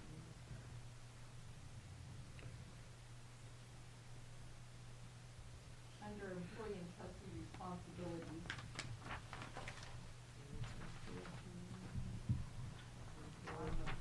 Yeah, okay. Permission, big blue paragraph below there. It says that? This is about revoking. So the previous, So at Oh. the very bottom, it says the Yep. undersigned person is responsible for knowing and following all federal and Idaho laws and regulations regarding the use of possession of firearms and ammunition. so we can strike those out. And you were saying the sentence under that blue. Jody just read it. So Yeah. that one, that's way down. Okay. Okay. So Strike in out those the sentence. blue sections, it Yeah. refers to human rights? No. It should say human resources, so that's Okay. the change. So, and that was a possible recommendation of the board and the district human resources department. Resources, not rights. 'Cause Right. why is mine still saying rights? I don't know. Because, It's just not updated It yet? changed after it was uploaded. Okay. oh yeah, so I'm looking at the live one. Mm-hmm. Yeah, our copies are. You're looking Yeah, at we're out of date. It's okay. You can go to the assembly, on the Oh. policy side. This can actually be simplified. If we extend that, I'm sorry, I didn't mean to change what you're saying, but if we extend that last sentence, it says, given the activities of the school day and strictly to SD41 district. Or are you back up? I'm back on that one Other sentence. paragraph? So we can, that way we don't have to do any changes. We can simply strike out that sentence, Mhm. and we can extend the last one and say, given the If activities of approved the to- school day at, If approved to Same carry a firearm on school property, it is the Yep. expectation I the got staff will consistently do so. Sorry about my voice. So each day, as is safe and reasonable, given the activities of the school day and strictly on SD 41, at the SD, or I got within the SD 41 district. right here, Yeah.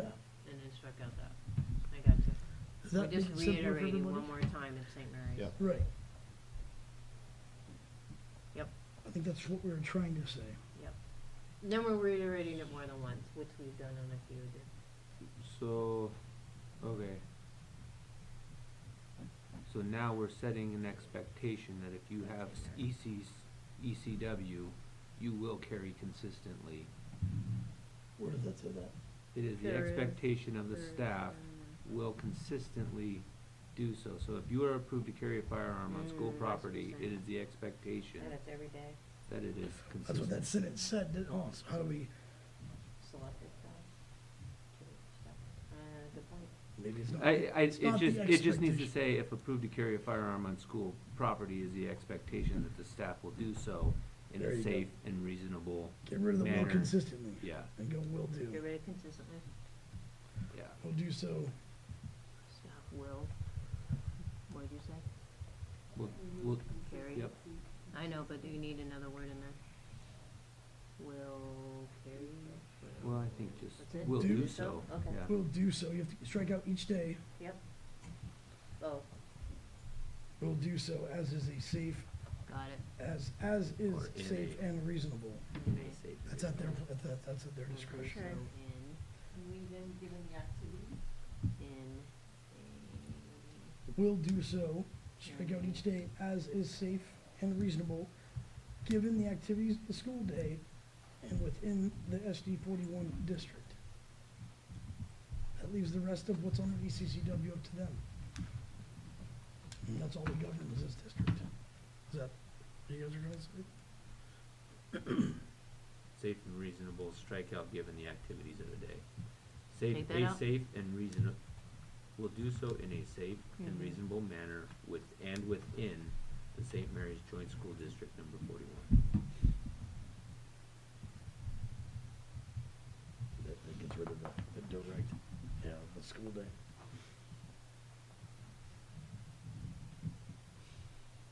Yeah, because then when you say within a school day, if the expected school day is from Right, 0800 right, I'm to not trying to 1500, specify, and they're right. at school at 4:30, now they're outside of policy. Will do so as is safe and reasonable manner.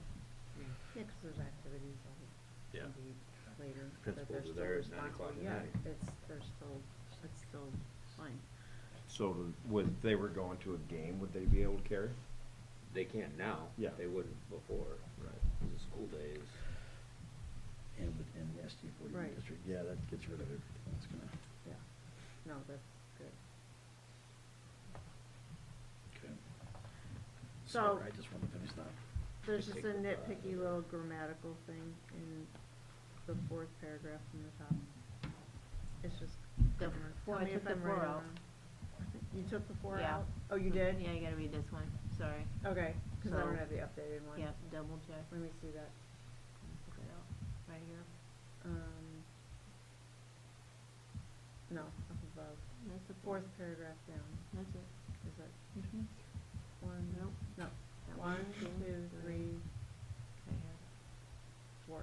St. District. Mary's, there it is. Yep, St. Mary's District. Yep. Okay, take the 4 out of there. Yep, gone. Yeah, as I was reading it, it was like Yep. stumbling over it and going, Yep. it doesn't flow. What's Yeah, the that word makes that's sense. wrong here? Yeah. There's something, yeah, 4, okay, alright. And then when we're gonna discuss storage, Yep. I put it down here as an added. It's use of force, levels, communication, carrying. I made it its own topic, heading, there is, under training. Training schedule and storage. okay, storage. And this is what I took away from you guys, you tell me if it's accurate. Okay. That they can conceal, some might want to, on their person, on their body, or in a district-approved firearm locked storage container. It simplifies Related it. choice. I think we'd flip the words firearm and locked. Okay. In a locked firearm storage container, In that's an district. approved container and location? That's segregating again. If you're gonna tell them they can't carry in this location, but in that location, every teacher has different locations. No, the locked container, Right, lock container can be approved with a location, the location of that container. that's segregating once again, like for, like, a teacher per, we're specifying again, as long as it's in a locked container and it's secured. If we say you can carry your desk, but then this person can't carry a desk, they don't have a desk. So are we gonna approve every time someone wants to change something, or are we just gonna say it needs to be in a locked container that's secured? You see what I'm saying? So like, say for example, you know, Victoria, you know, wants to carry in her office, I'm just giving an example. But, our athletic director doesn't have one of those.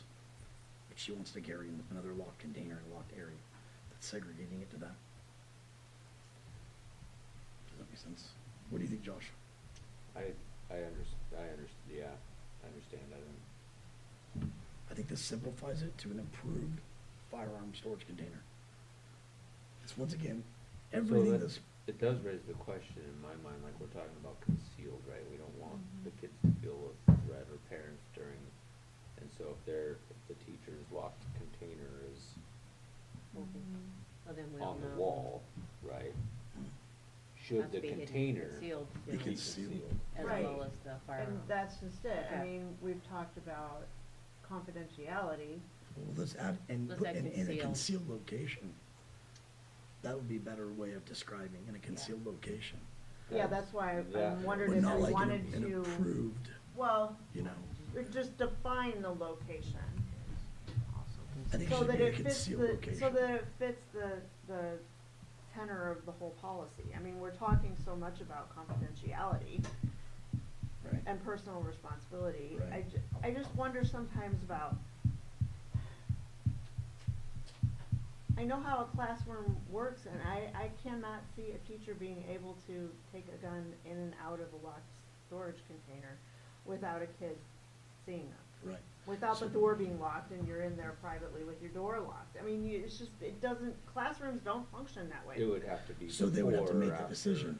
Yeah, they'd have to Yeah, make the you decision. either carry, I mean, and then you're not, teachers are so mobile. They're, I guess secondary teachers are different, but elementary school teachers are they're very transient all day long. They're all over that building. Granted, yeah. And so what have you done? Well, it might not I think we fit for encourage them. the person that wants to be responsible to choose how, right? It's They're like, going to be yeah, able to okay, get now that in there's a and out. gun on the premises, but it's not on them. They're no longer really serving the purpose that I believe we're looking for. I think it's up to choice though on whether or not they want to and whether that's applicable to them, whether or not they want to choose to carry, and whether or not they actually have a way to carry. That's not segregating to them. That'd be like I was explaining last time, that'd be like me telling Tana to carry a certain firearm this way. I'm not only stationary, I'm directing you on how you have to carry, what type you have to carry, on your body frame. And But so, then you're not carrying it. Then it's just stored in your room. Well, then that would be left alone, and that would be concealed not carry, right, in in line with this ECCW policy. is a concealed weapon. Thoughts? I just weigh it against what practical life is like. Right, the practicality for a teacher deciding on how they're gonna carry, right? So, So that maybe they wouldn't be able to carry in a locked container if that's their decision. Once again, we're not directing how they carry. We're not directing where they Well, they're carry. not that they- carrying, that's not carrying, it's storing. It's storing it. So I Yeah. will say, some feedback from an elementary principal was actually wanted the container option. A storage container that was also concealed. It's an option. is So all that it could is. be It's all in I'm the saying is office, Or when there's people in the office all the time, so it's not unattended. so I It'd think, be locked. I think a lot of things very similar within policy is, I think to all the points being made, it's, if we try to define it all the way down, we are creating those situations where somebody may want to a certain way, but can't because of classroom restrictions, because of how they have to interact, because of the clothing they choose to wear, right? So, I think our approach to this needs to be, what are the sideboards? Okay, so if they, say that teacher does want to carry onto the premises, but because of her teaching, his or her teaching style or the needs of her students, his or her students, they wanna have the capability to have their firearm in proximity, right? And so they wanna have it secured. And so I think we need to address putting the sideboards on there that if you have a classroom that has, you know, cabinets or a lockable drawer within your desk or something, they can secure their firearm in a manner that's concealed. Yeah. And they just have to be aware that the policy does state that your firearm will not be visible to And that. And it concealed. You cannot So- access it in front of anyone. That, right? In the event of an Unless In the emergency event would of be an a, exception. well, Yeah. then Right. you're pulling it out, Right. you know, for a But I reason. think- But to like decide, oh, well, you know, I'm going outside now, so now I'm gonna put it, Right, so, Now I'm and gonna that, carry and it that's on where me the because- challenge would come for the teacher, right, in determining, well, maybe if I make that decision that I'm not going to carry it on my person Right. for 8 hours a day, I am taking that chunk of time when we're going outside for recess, I have secured in my firearm in my desk and my lockbox, that I'm not going to have it. But at the end of the day, when the students have left, and there is that reasonable expectation of non-interruption and the time to remove said firearm, put it on their person as they exit the building and the grounds, it seems like that would be Yeah, the reasonable. way I interpret this, Beth, and maybe this sheds some light on this, not everybody wants to carry a firearm.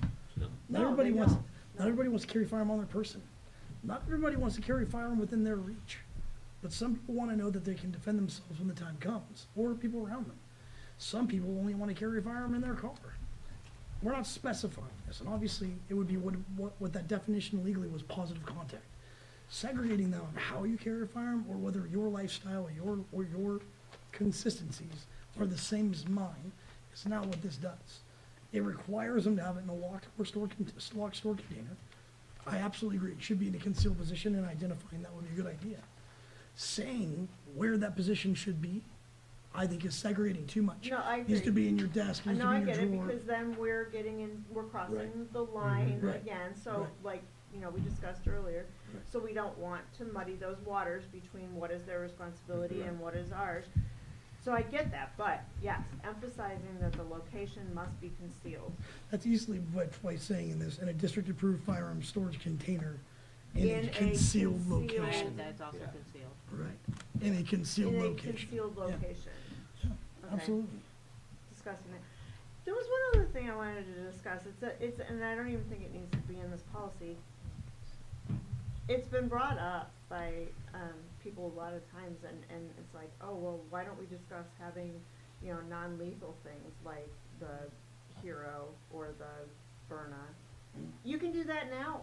Mhm. They don't need permission from us. Is that correct? Am I correct in that? I mean, a teacher can have a Byrna or a Hero or a Mace or something. pepper spray It's considered a weapon, or, and weapons on school Yeah. property are illegal. those aren't weapons. There's less than lethals are They'd still be a weapon. considered- Still Yeah. considered We'd have assault to or put that in battery. policy. Where's my peace officer?